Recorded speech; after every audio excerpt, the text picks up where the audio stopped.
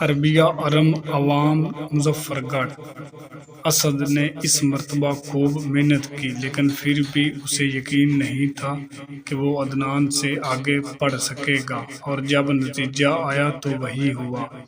عدنان اول آیا جبکہ اسد دوسرے نمبر پر آیا۔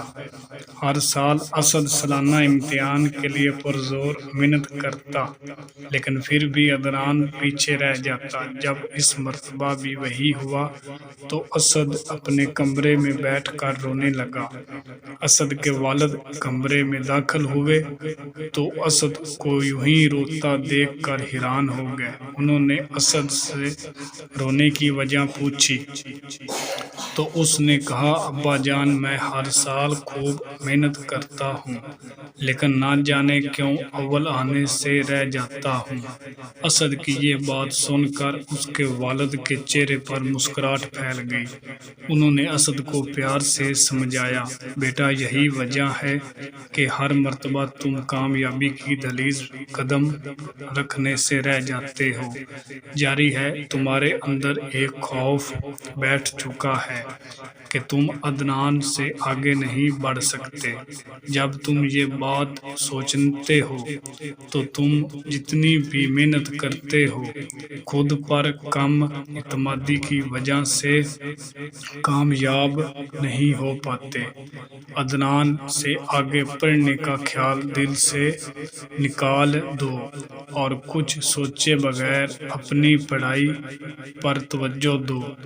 اسد نے خوب دل لگا کر محنت کی اور اب سالانہ امتحان دینے کے بعد آج اس کا نتیجہ تھا۔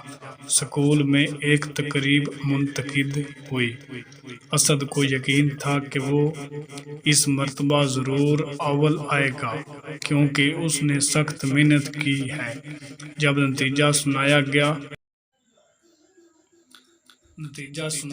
تو سب سے پہلے تیسرے نمبر پر فرید، دوسرے نمبر پر آنے والے طالب علم کا نام پکارا گیا، جبکہ اسد کا دل تیزی سے دھڑکنے لگا۔